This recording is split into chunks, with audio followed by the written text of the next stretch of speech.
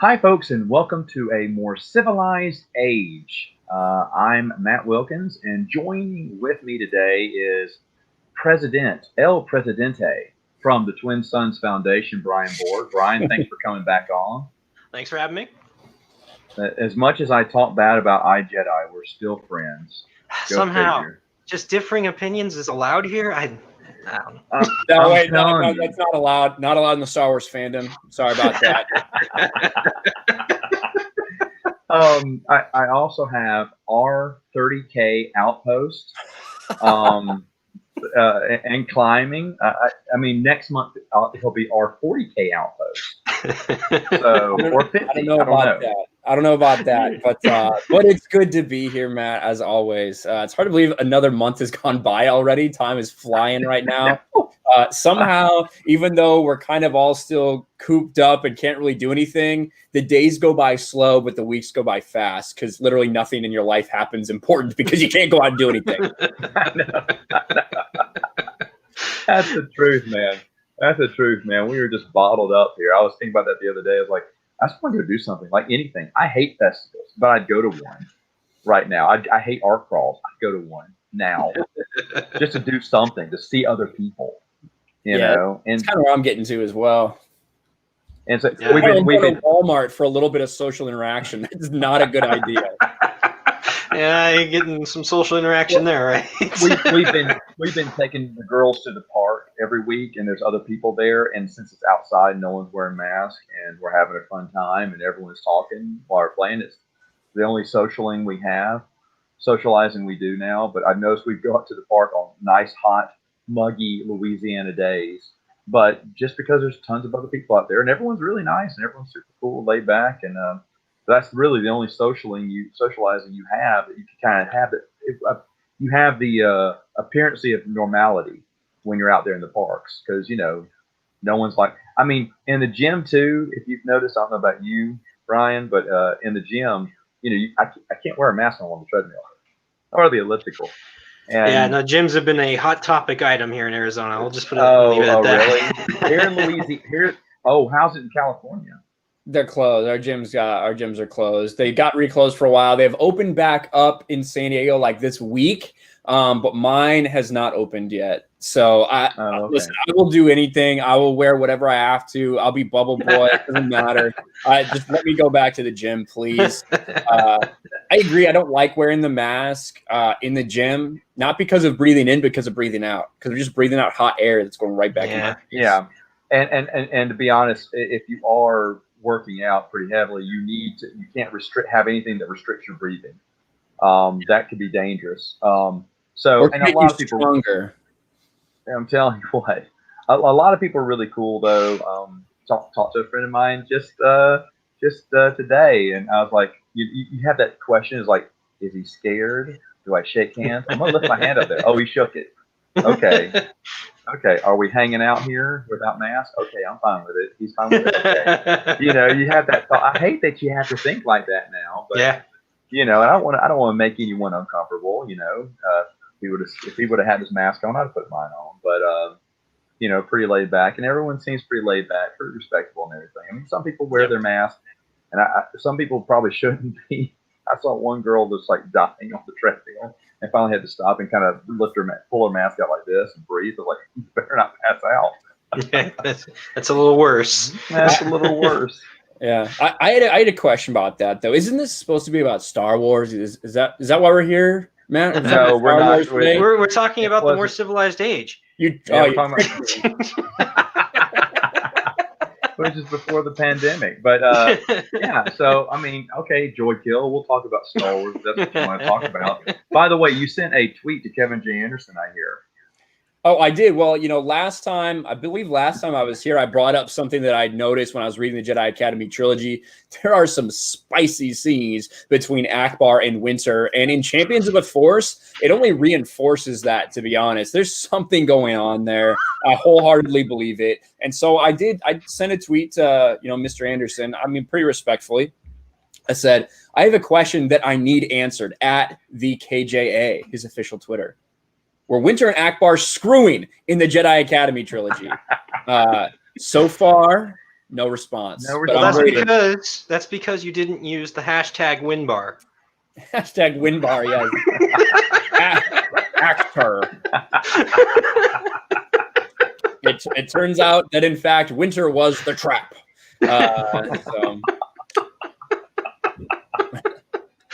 All right, folks, feeling a little less civilized now. We'll get a more uncouth age here. and see, now I gotta switch gears to our next topic. Brian, is the EU billboard honestly the best investment we've ever made? Let's just say that's money extremely well spent so far. I'm telling you. As far as I know, it might still be up. One of those two billboards. Of course, as we've said, before, this thing was bought well before a pandemic was even in sight. Wasn't even in sight in China. It was bought 10 months ago at this point. I think it was. Yeah, but about 10 months ago. Some people were like, "Oh, bad timing. I couldn't believe they did that." Dude, we didn't have a choice. Yeah. But the good thing is that no one else has gotten the billboard, so they just left ours up there for months. And to be honest, Lucasfilm employees are still driving to work, see it. Yep. And it's up there for months now. Not just not just 1 month, but several. I found it humorous that it was the more, shall we say, humorous, hilarious billboard choice that was still the one that's still up. I mean, you think it's 6 months. 6 months at this part. What's that? We're paying $250 a month? And it was it's about that, something like that. It breaks down to something like that. I haven't actually worked out the math, but it's ridiculously cheap for San Francisco billboards. It's a great call. Boy, you talk about getting your money's worth. Every fan who backed that should be super proud. You got your money's worth. Definitely. And still counting, baby. And it's just it's hilarious that it's the one that was talking about buying a billboard too, because now they're really wondering, did they actually buy this billboard? Did they actually pay it for 6 months? They're thinking, Pablo Hidalgo's going, I can't see this billboard. I still see it pop up every once in a while on Reddit threads and stuff like that. Hey, did you guys see this? So people are seeing it. People are still very much out there. We actually had some questions from the BBC come in about a month and a half ago. Some preliminary questions they said they might be following up with soon. So cool. That's it. It's still definitely getting some traction out there. Yeah, nice. I like that. That's awesome. That's awesome. Like I said, I did a Matt chat about this, but I just think it's just unbelievably good. And now when people ask me, so Matt, what's our next plan? Well, our next plan is to wait to expire. First off, we're not done with the first plan. That was the gift that keeps on giving. To be honest, that thing probably won't come down till early next year. Or the moment a vaccine is created, whenever that happens. Well, San Francisco, all the businesses are going out of business there because of what they're doing, because of the lockdown. So it could, realistically, there might not be many takers for that. So it could still be up for quite a while. And I think that's an awesome thing. And like you guys said, it was planned so far in advance that, when it happened, when the pandemic happened, we're all kind of like, wow, that's a bummer. And, it was a little bit of a bummer because it definitely didn't get the same foot traffic it would have. But now it's been up so long. Who knows? What really, what would have been better or not. So I think it's a silver lining for sure. It's awesome. That's true too. And I mean, now you could buy a billboard. We could buy a billboard in New York too, because everyone's leaving that city too. Prices should be plummeting, right? Yeah. I'll tell you what, they're just giving you. Just buy one billboard, get the second one free in Times Square. In that case, we might have to go for 4 next time. No one will see it. I'm saying, it worked for the Snyder Cut. They got a billboard in NYC. Just saying, Matt. And I know you're looking forward to seeing that. So, as much as you're looking forward to reading the Wonder Women. All right. So, here we go. Back again. All right. So let's talk about Star Wars Challenge. There's a topic that I wanted to do last month, but then Ryan just shot us off the rails. Because he didn't want to talk about it. I'm kidding. That was a fun conversation last month. So the other one we want to talk about, and I've advertised it twice now, but this time we're really going to talk about it, Sword of the Jedi.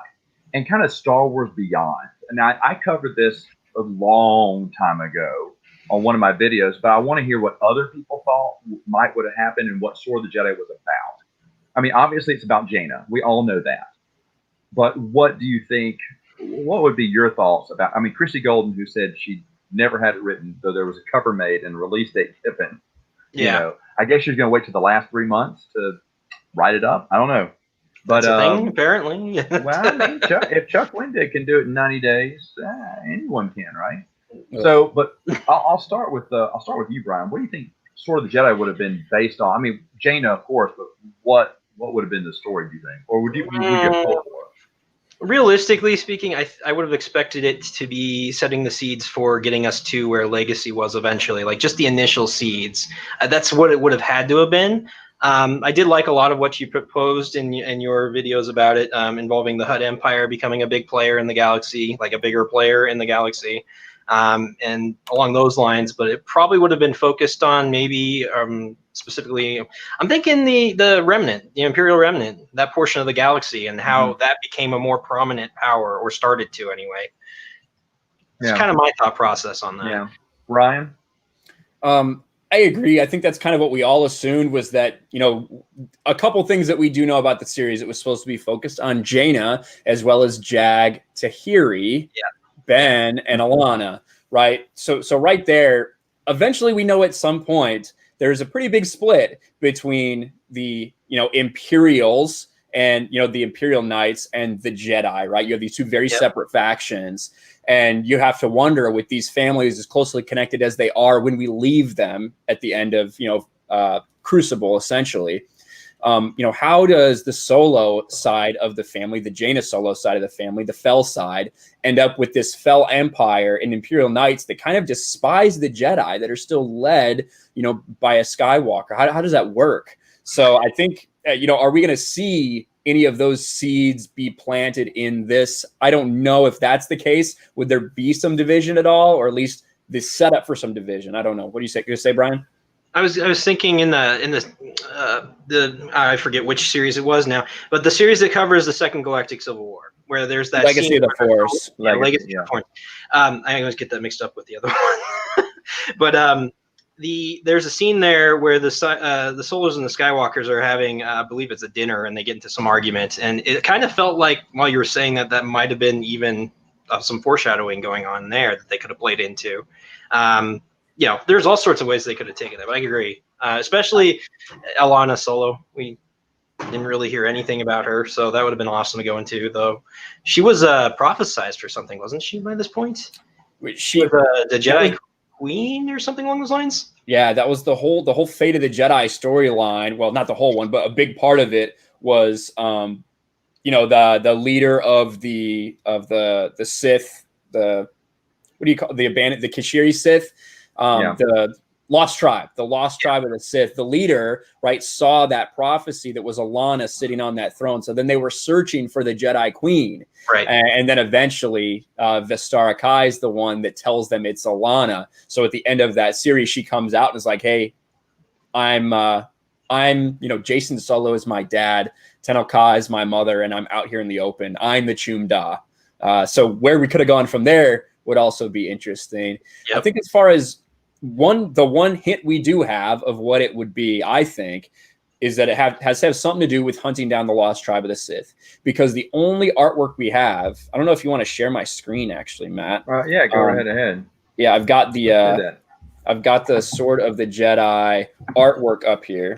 And if you can see, look at what Jaina's looking at in the distance. It's, you know, there's red lightsabers right here. A series of red lightsabers. This looks like it could be some kind of Senate building or whatever. It looks like Coruscant. It actually is reminiscent of the Old Republic trailer where the sacking of Coruscant happens.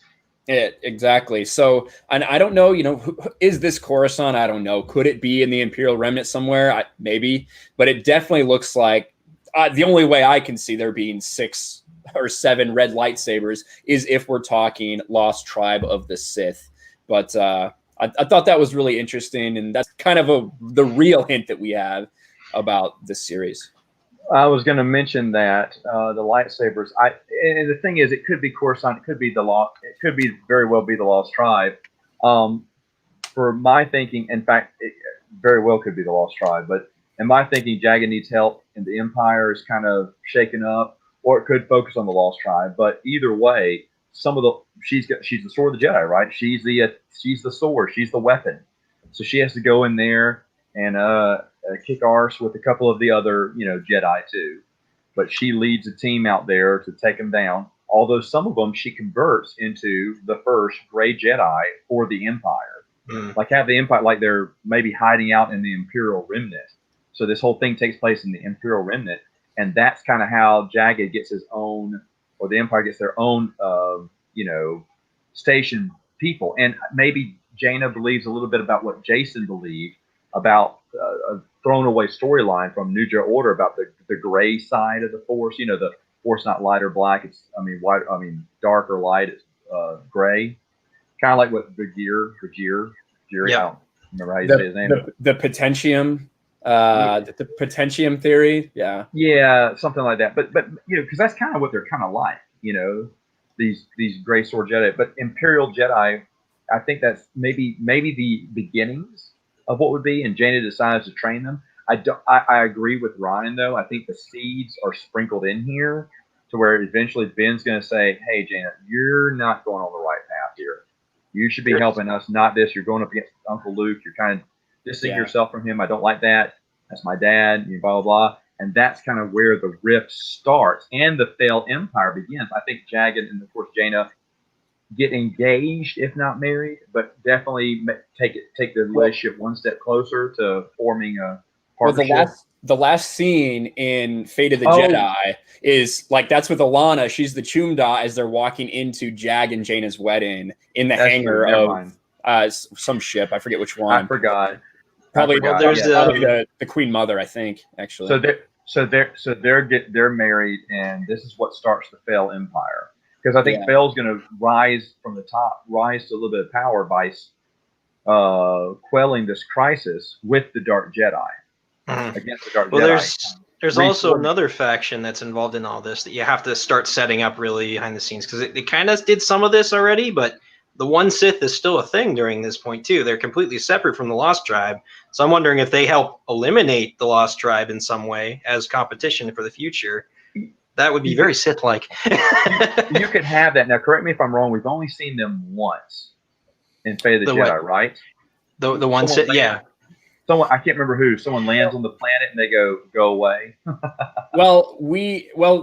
So we saw them in Legacy of the Force. Actually, was it Legacy of the Force? Okay, Elena Rar goes to Korriban and finds the Lost Tribe. She does find them, and they kind of send her on her way after she almost dies.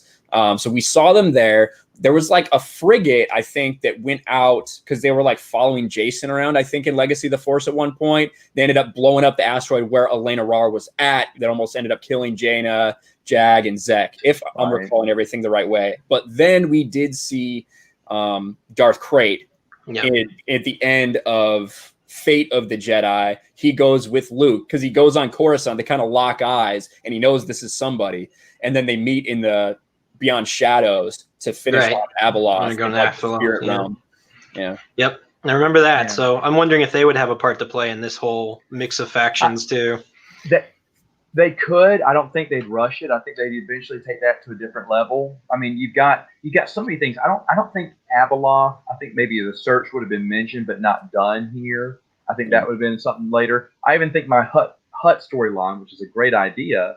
Obviously, Troy Denning has no idea where Karen Travis was going with that story arc, but I think it makes pretty good sense. You can have the Hutts as a villain; it'd be great, and something different. And I know Troy Denning told me that his next trilogy was going to focus on the Anzati as the villain, which I thought was very interesting. So now, I mean, do you have any idea what time frame that was set?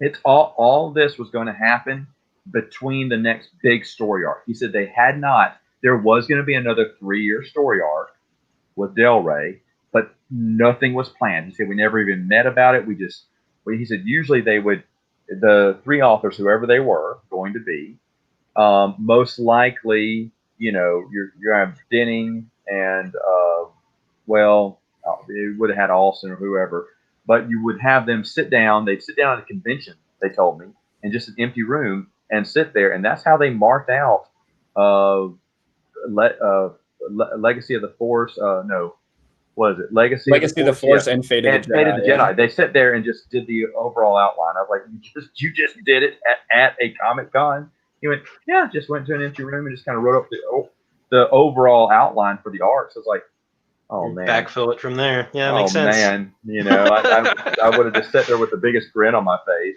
But he said they were done it. The plan was to go, but they were just they wanted to do some. They agreed to do some. It's going to be Chrissy Golden's trilogy. Troy Ding was going to write something. Just kind of buffer in between. Just take a little break in between, doing another big story arc, and then little Swarm War, another Swarm War trilogy, basically. Yeah, something like that. And to be honest, I would have, even though I wasn't the biggest Chrissy Golden fan, I was ready to read Sword of the Jedi, and Troy Denning's trilogy would have been great too. And then a nice break to go into the next whatever big story arc. And maybe Anzadi were part of the next big story arc. He never really told me that. He just said he was working on a story like that. Uh-huh. Yeah. But go ahead. I was just gonna say that, kind of going back to the Lost Tribe. At this point, the Lost Tribe is basically shattered and splintered, and I think they've kind of gone to ground without the galaxy. So it wouldn't be surprising to me if this is a story about Jaina choosing Jag, right? This story is really about Jaina choosing Jag over the Jedi, and we all know exactly who Jag is, exactly where his loyalties lie, and that's who he is as a person. So I think that, like you're talking about, that kind of Imperial Knight philosophy is going to end up being, Jaina's kind of aggression, but still, a servant of the light side, with Jag's pure duty-bound self. And when you look at the Imperial Knights in Legacy, they are, I wouldn't exactly call them gray, because they're not servants of the light. They are servants of the Empire, and they are servants of the Emperor. But if the Emperor ever turned to the dark side, they were duty bound to kill him. You know what I mean? So I wouldn't call them. I wouldn't necessarily call them gray, even though they kind of do act that way, because they do act that way in the comic book. But they are not. I could be dark wrong. Side users, though. They don't use any dark techniques. Okay. Maybe what I mean, you're right. Maybe what I mean by gray is someone like a Kit Durin who doesn't really follow the Jedi code that well. Mm-hmm. And they seem to walk a little bit more, they're not totally into the light side, if you know what I mean. They don't seem like regular Jedi, don't have to be. I like the idea in the comic book. I was really surprised how much at first when I read what was issue 0 that kind of set up the world in the Legacy comic book, I was like, oh. When I'd read about them, I was like, oh, they're going to be terrible. I was not a fan when issue 0 came out. I was like, oh my gosh, it's going to suck so bad. In top 5 EU stories that I've been dead wrong about, that's got to ring up there as one of them. So I can't give you a hard time for that, because I thought I was going to hate Knights of the Old Republic, the video game. So there you go. Maybe that's another topic we should have next month about stories we were just dead wrong on. Because there are several EU stories. Most of them, I think, are comic books that I just thought, this is a terrible idea, and it turned out to be excellent. And, of course, there were other ideas. I said, this is a terrible idea, and it ended up being terrible, like I thought it would. It's true. Like, when I went to pick up the Black Fleet Crisis, I thought I was going to love it, and then I was just so disappointed. So, yeah. You're a horrible person. Anyway. Differing opinions, Ryan. Not allowed here. I'm telling you. But yeah, I do think that the idea on the surface, like if I went up to somebody that was over the age of maybe like 17, and I was like, hey, this story is going to be about some ancestor of a Skywalker who's basically a drug addict, and he's not really a Jedi or anything. He's just kind of roaming around the galaxy. He's kind of a piece of crap. Some people might be like, what? I don't want that. And then they're like, but what if we have a really good-looking Twi'lek who's evil? Would you like that? And they're like, okay, I'll try it, I guess. We'll take it. I mean, it works. If you're going to go with the visual medium, I guess it works. I'm telling you. But no, anyway, back to the subject. There's a ton of topics. I mean, we got 80 years, right? or something Yeah. like that in between the books and where the books end, comic begins.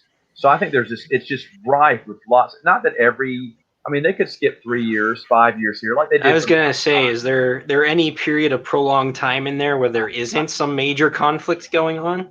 I definitely think there should be, but there's so much to discuss because you still have some loose ends like Abeloth being a big one, right? They're trying to find Dagger of Mortis. Dagger of Mortis, and so there's that storyline, which I think would, to be honest, the next big 3 year story arc would have been about that.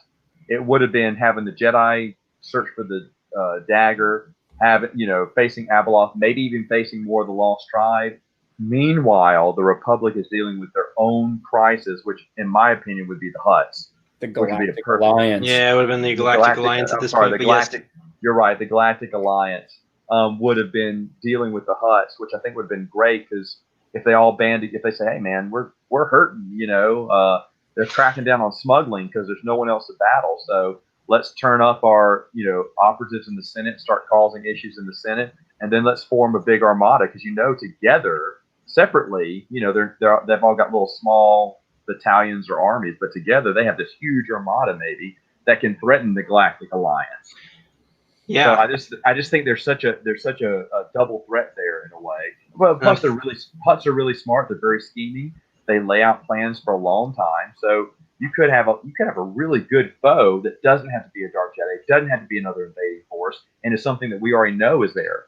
Plus, you got the storyline that Travis set up about the slaves being upset about their fountain being destroyed. Yes. And which was settled, but not in a way to make the slaves happy. So something's going to happen. They're going to outlaw slavery eventually, and the whole Galactic Alliance is going to go out, crack down on the Hutts, which is why the Hutts are going to fight back. It's going to be interesting to see what happens. So Hutt power. Alana would look into that because I'm thinking about. I've been doing a lot with the tabletop RPG lately, and I've had to study the galactic map a lot for my players to go places, right? And I'm thinking about the position of Hapes in between the Hutt Empire and Coruscant, and thinking about how that would come into play. Thinking, as somebody writing kind of on the side my own fan fiction type game sessions, I'd use that. I would definitely use that. So these guys would probably do something similar, especially if you want Alana showing up more. I just think it's smart. It's a different villain. I don't. What do you guys think? What other villains could be out there that could be explored? Well, I think that you brought up the Dagger of Mortis, and at the end of Fate of the Jedi, Luke sends out 10. I think it's 10 Jedi to go search all different places in the galaxy for. Galaxy's pretty big places. Like 10 of you go different directions, find the Dagger of Mortis. Thanks for that one, Luke. Right. With that happening, kiss my mom and family goodbye.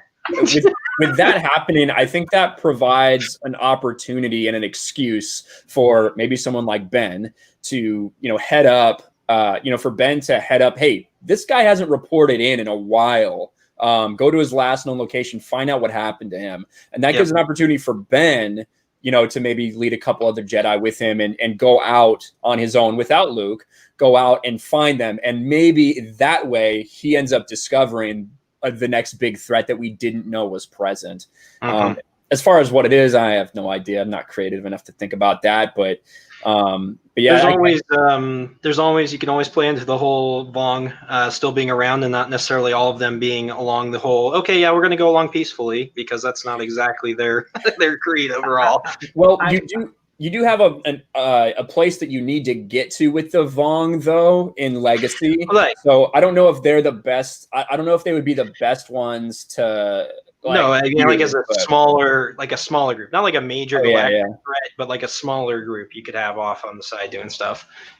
Speaking of the Vong, that gives me another great idea.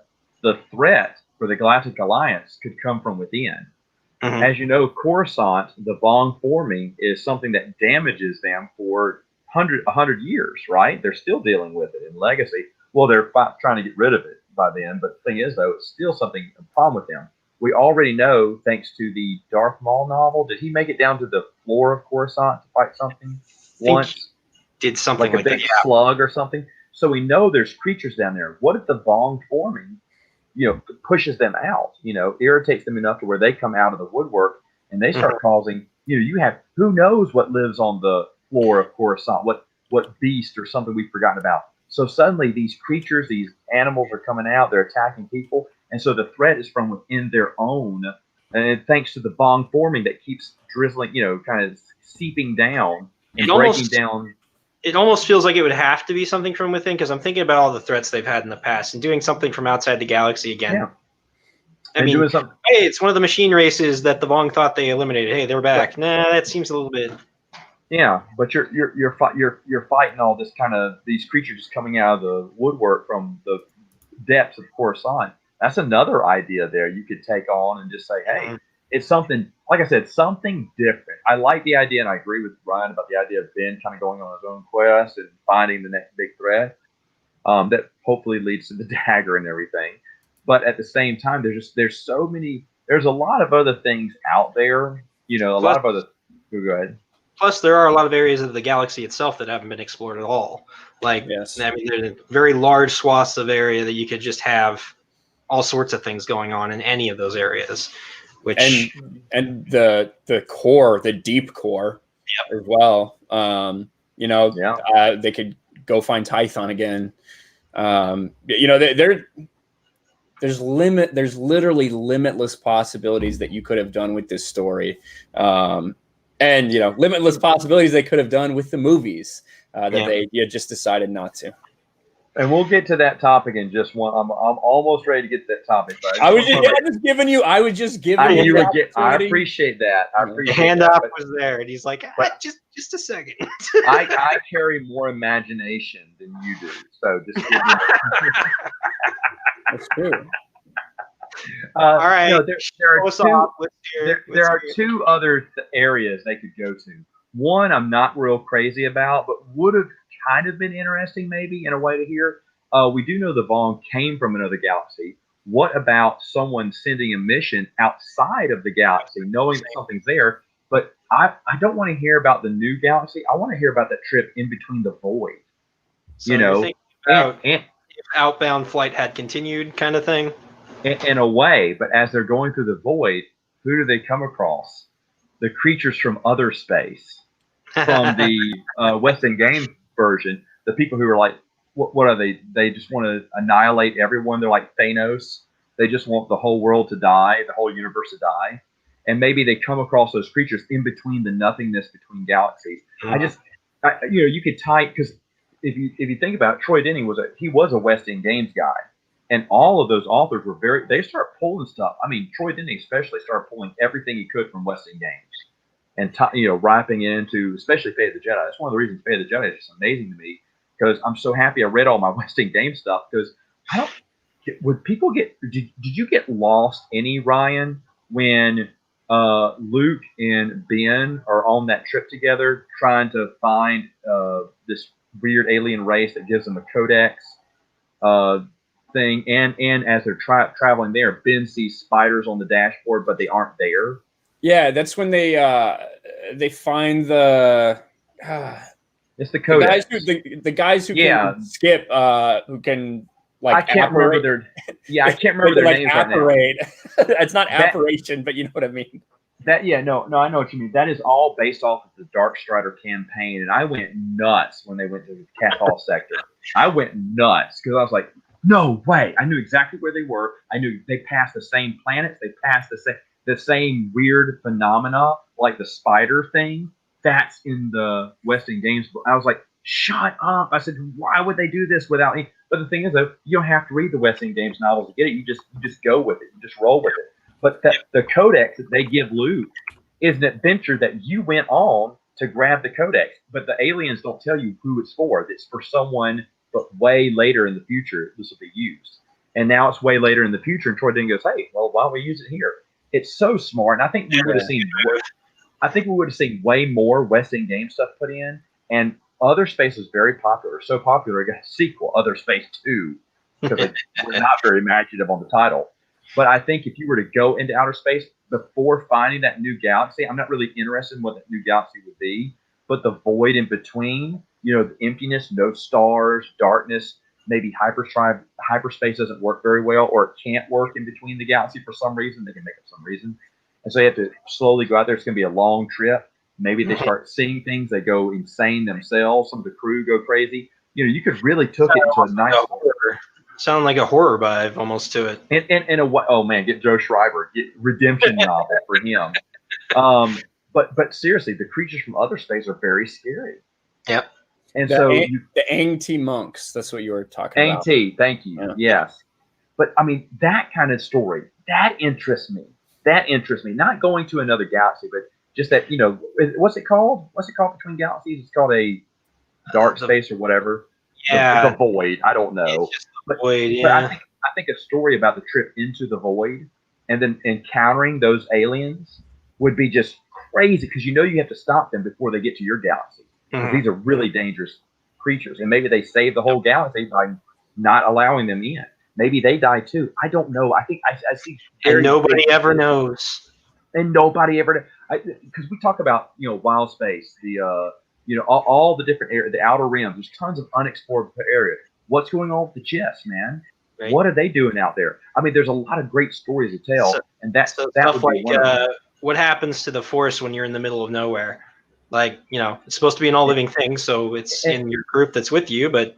Well, do they have a? Well, yeah, no, they would have a Jedi. I think they should have at least one Jedi on the mission. But the thing is, though, there's so many, and I can't remember what my second one was. If I think about it, I got too wrapped up in this one. But I think it was just more West End game stuff. Not that there's a lot of loose ends with West End games, but there's just a lot of. I really liked how they took that Dark Strider adventure and put it in the book. Like, because you did this, here's what happened. And I'm thinking, what other things? There's a few other things you could put in there and say, okay, because your adventures found this one time, here's what this goes into. Trying to put pieces together and tying in more West End game stuff. I think that would have been so thrilling. Yeah, I think that would be a good move, definitely. If you went through all that and to find ways to tie in the older stuff like that. Because there's got to be stuff like that aside from that. I just remember the other side of the story here. It's in New Jedi Order. It's one of my favorite unspoken scenes about the sparks flying off the Millennium Falcon. C-3PO is watching them die as embers on the ground, and he's like thinking about his life.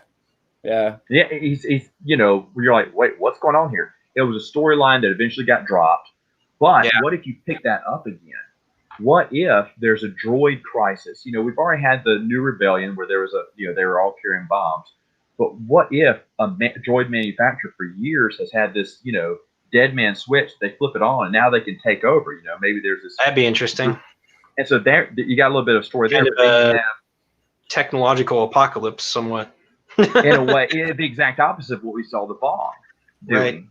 Right. And there's creatures like the Abominator and the Great Heap from the Droids comic book, who said he's been here for years.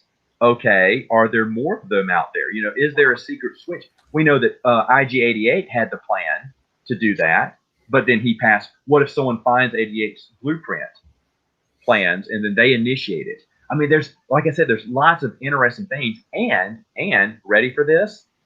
That story with the droids would tie in to the other story from the Legacy second run series, why that other droid has that connection with Han Solo.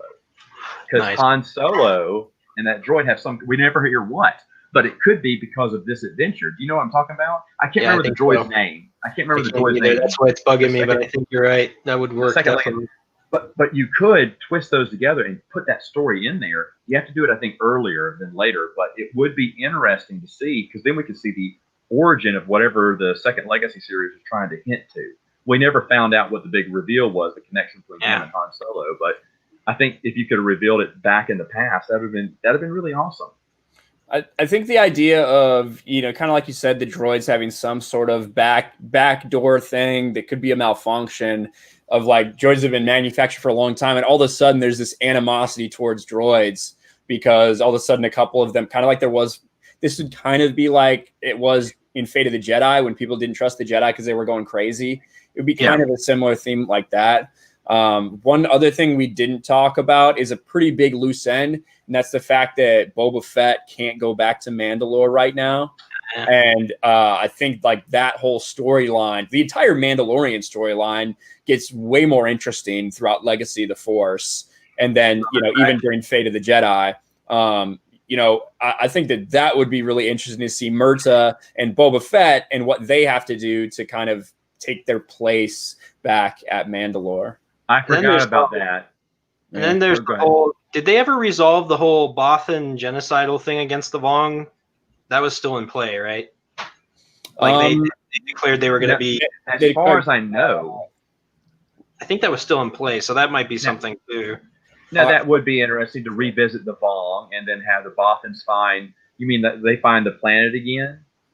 Something along those lines. I mean, it's kind of doubtful that the race would just drop it, especially after they set it up as being this big thing. So they would have to wrap that up somehow. I feel like Bothans were kind of a major player in the galaxy. But I feel like it's been like 20 years since then, and now to Brian's credit, here's the thing: Bothans are spies. They're good at investigative work. Maybe they do find the location, and they're trying to keep it a secret from the Galactic Alliance because they know they're not going to approve. And so there's a Bothan, they're kind of undermining the Galactic Alliance and secretly going after. They've been searching for this planet for years. Mm-hmm. They finally came across it, and now they're going to go get it. But then it gets leaked out. Maybe there's a Bothan Jedi. I mean, obviously they have to fail because Legacy says the Vong are still around and more prominent in some ways. They're going to pull a Kamas 2.0. Yeah, that's kind of what I was thinking. Well, maybe. But that it's really neat because that's another idea where you don't have to get. I don't think we should have any more invading aliens or any more dark Jedi as the villains. So something different, and that's something different that you would have. There's something more creative, and I like that idea. I've never thought about that either. But that's another good one. But you see, look at all the ideas we've just come up here. And to be honest, I'm with Ryan. I am not the most creative person. Okay, I'm not the most creative person in the world. So I know authors can come up there with. If we can come up with this many, they can come up with 5 times as many. Oh, yeah. Probably better storylines too. Probably. But that's the thing. Almost undoubtedly. The fact is, there is no limit to the amount of stories that the EU had out there without repeating itself, without sounding. I mean, right now, and Ryan may know this a little bit, but basically what the new canon does, it just takes the old and makes it worse. But they just keep pulling ideas from the expanded universe. And instead of doing that, you would have the expanded universe come up with new ideas and go in new directions. I can't tell you how happy I was when I found it was the Vong and not another dark Jedi race or something. Yeah. It was something different. I want something different. And I love we think of different things to do, Yep. Definitely. And every one. So it's just, I just love the progression. I think the progression would have kept going on and on if they'd have been allowed to continue. So, talking about the new movies and talking about the dismissal of the EU, a long time ago in my first videos that everyone started watching me at, where I got my first jump and notoriety, was when I was saying, hey, you could have easily fit in the EU with the new movies and had zero problem. Now, I've given my thoughts on this, but Ryan, what are your thoughts on this? How easy could it have been, and how would they have done it? If you had a chance to just go back in time, and now you're in the driver's seat with Kathleen Kennedy, your best friend, and J.J. Abrams, and your opinion counts just as much as theirs does. How do you pitch this? How do you direct them into remaking these movies? What, by including the expanded universe or not letting the expanded universe go? Well, I open the door and I kick them out. That's the first thing I do. Then I have total control. Unlimited power. That's probably what I would do. But, I have actually thought about this a lot because back when Disney bought Star Wars, I was telling all my friends who didn't know about the EU, I was like, oh, this is what they're going to do. It's perfect. They have all this right in front of them. This is what they're going to do. They're not going to throw it out. They'd be so dumb. And then we started hearing the rumors, and I was like, no. There's no way they could do that. They wouldn't do that. They can't do that. And then they did. But what I was saying was, you look at the timeline. Crucible takes place 45 years ABY. The Force Awakens came out 38 years after Star Wars: A New Hope. So 38 years ABY. Those time frames match up so well. You could reasonably have done that with the actors being approximately the same ages that they would have been in Crucible. we have Crucible, which was intended to be, a gateway to the next generation. It was the last hurrah for our three big heroes, for Luke, Han, and Leia. So it would have been so perfect to start off this next trilogy of films to have, say episode 7, be involved with the big three, all together right at the beginning, not split up, together as they were always intended to be. And then you introduce these new characters to the heroes of the next trilogy, Jaina, Ben Solo, and Jagged Fell. I don't understand what was so hard about that. It was perfect. You had a strong female lead in Jaina Solo, who has been through hell. A well-established character too. She's a well-established character. She has been through so much. So there you have your if you want female representation, Disney, you cannot get a better female character than Jaina Solo Fell. And then you would obviously have Ben, who is a direct descendant of Luke Skywalker. So you have that person to take up the mantle of the Jedi going forward. And then you have a non-force sensitive person, an ace pilot in Jag Fell that could fill your Han Solo role. That should have been what we had. And then, they can play a big role along with the big three in that first movie. And then they kind of slowly hand things over. And at the end, those are your heroes of the trilogy as the big three take back a little. Could you kill them off? Maybe you could have if they'd made that decision. But at least I think they would have been setting up right. You have all this lore and all this world building already built in. And if anybody wants to know anything, you have decades all over the place. Decades of stuff already sitting on shelves that you don't need to pay to have made, that you don't have first editions of, say, the Alphabet Squadron, still sitting on shelves 3 years later at Barnes and Noble. It was so perfect. I thought that's what they were going to do, and they just didn't. Yeah, I agree with all that. The only thing that was missing was a Winter Akbar hybrid child. You missed it. Yeah, you missed it. I forgot about that. And listen, I don't think the only thing that you would hear some of these people bring up would be like, but what about Chewbacca? I think people would get over it. Chewbacca was literally, he might as well have been a lampshade in this last trilogy. He didn't do anything important. All they had to say was, just acknowledge that Chewbacca had passed away. You have to mention how, just move on. Because you know what? Oh, well, how did, I don't remember, is it Kylo Ren? It's Kylo Ren. How did he become bad? What was he like when he grew up? When did he be born? They didn't ask you that. You just accepted that he had a child, that he's run the dark side now. You accepted a lot of this stuff that had already been established. Yep. Oh, how did Han and Leia break up? What's going on and everything? What was the breakup like? No, the whole reasons that they said, oh, you can't have the EU. Well, they just established a story years later. You're supposed to accept it, and everyone did. Right. So if you could have done this, you didn't have to read all the books. You could have said, here's what the galaxy's like now. They have two daughters. Well, they have a daughter and a granddaughter. And from a past, seriously, you don't have to mention any of it. Just say, here's what the world is now. Go. Yep. That's exactly it. And then I was thinking the only reason why Ryan's proposal would ever have any flack is because you'd have to explain what happened. And you really don't have to explain what happened because it can get explained through the story itself. What happened?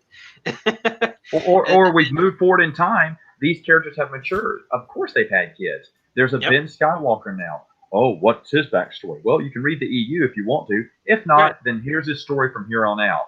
Or even better, if they were just desperate to get new material out there, they could have made some of their new TV shows making, redoing the books. Yes. Only in the visual medium. It would have been very animated Thrawn trilogy. Exactly. Animated 3-season Thrawn trilogy. Like that would be awesome. Animated that would probably maybe work better as 3 animated movies. Animated 3 or 4 season New Jedi Order series. Are you kidding me? Then you don't have to worry about casting or recasting. You don't have to worry about getting someone who's going to be Luke Skywalker. People saying that's not my Luke Skywalker. You have him animated, and the opportunities were endless. And I would have Tarkovsky, unplugged on that one. I'd just let him be as violent as he wants to be. We'll put it on the HBO Max. channel. And I honestly, I think it'd just be awesome. I agree with all that kind of stuff. And the thing is, though, people would be seeing this a lot of people who didn't read the EU would be seeing it for the first time, going, "This is great stuff." Yeah, of course. Well, I mean, here's the thing: that's still an idea they can use if they want to in the future. I mean, there's nothing keeping them from doing it right now, as far as I know. True. Except for themselves. True. Yeah, and go ahead. I was just gonna say that I think that you said, "Oh, we didn't explain these characters." They didn't explain the characters they have now. Like, you know how they explain them? A couple little comic books, like The Rise of Kylo Ren, like a 5-series comic arc. Poe Dameron, who had a couple little comics. That's not explaining them in any way to the level that they did in the expanded universe. And like I said, they can still just sell those books. You could do re-releases if you want. Think of the ability to do re-releases for some of these things, to do real hardback editions for a lot of them in larger quantities. They could have done it. Yeah. Give me them Japanese and Brazilian covers. Oh man, those things are awesome. Yeah. Totally agree. And talking about covers, yes, that's a whole nother topic there with those Japanese covers. Oh, so no! I remember the first time I came across them, I was like, "What is this?" If I had more luggage space, I would have brought back a lot of them. I'll just put it that way.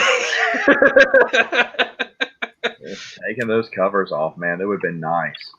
But okay, so there you have it. There's our thoughts about Sword of the Jedi, what would have happened going forward, and how all of this could have easily fit in a new series of movies if Lucasfilm had chosen to.